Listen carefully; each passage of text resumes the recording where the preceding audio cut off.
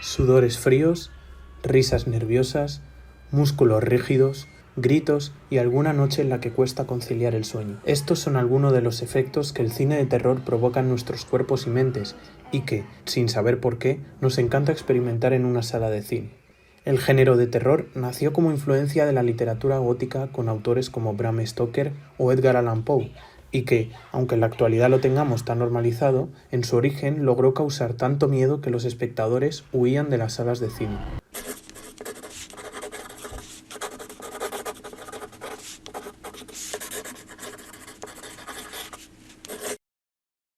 Existe un eterno debate acerca de cuál fue la primera película de terror.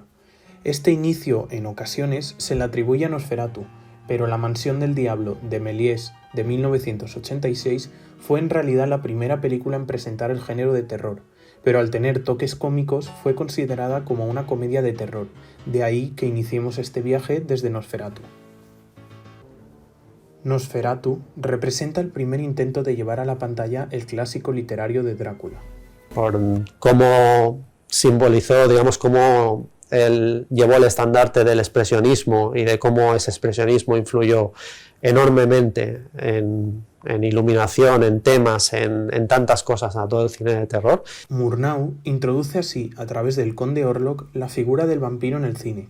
Su aspecto, las angustiosas sombras y los espacios cerrados, casi claustrofóbicos, son los elementos que introducen a Nosferatu en el terror. It's alive! It's alive! It's alive! It's alive!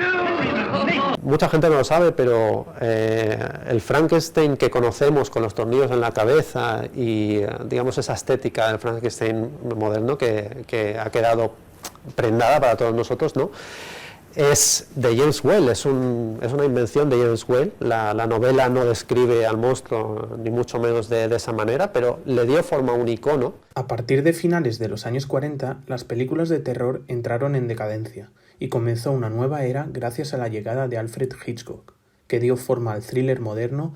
Hitchcock revolucionó el cine de terror en el año 1960 con Psicosis, pues ya no eran monstruos deformados quienes asustaban, sino seres humanos que generaban una experiencia diferente. 8 años más tarde, en 1968, se estrenó La noche de los muertos vivientes y dio inicio a un nuevo subgénero de terror, los zombies. Dio forma al mito del zombie moderno y lo hizo a partir de 4 amigos haciendo una película con 4 duros, y a partir de ahí surgió todo el género de zombies que conocemos hoy en día. Continuando con los años 70, no podemos dejar pasar El exorcista. Este film ha tenido mucho éxito a nivel mundial, pues genera un tipo de miedo basado en lo psíquico y visceral. Cuando se estrenó El exorcista, habían desmayos, habían vómitos, gente que se salía del cine porque no podía soportar lo que estaba viendo. Hoy en día es un clásico del terror y nos encanta verlo, pero ciertamente no tenemos esa sensación de impacto que seguramente tenía el público de la época. Durante los años 70 y 80 se crearon varias obras maestras del cine de terror, como Tiburón, Carrie o La noche de Halloween.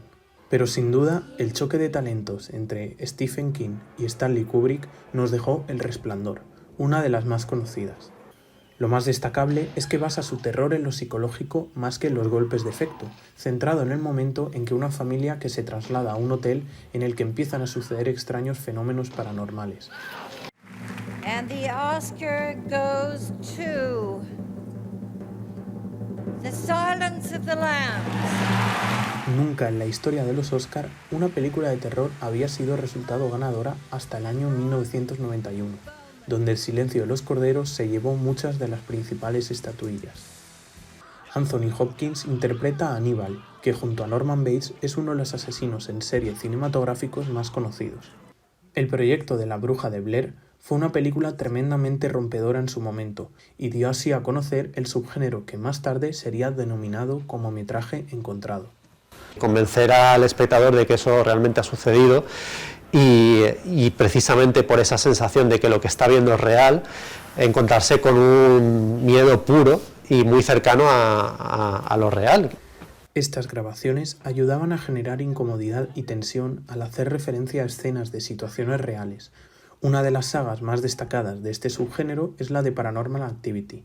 Finalmente, basada en uno de los casos del matrimonio Warren, Expediente Warren inició otra de las sagas de terror más conocidas del cine contemporáneo.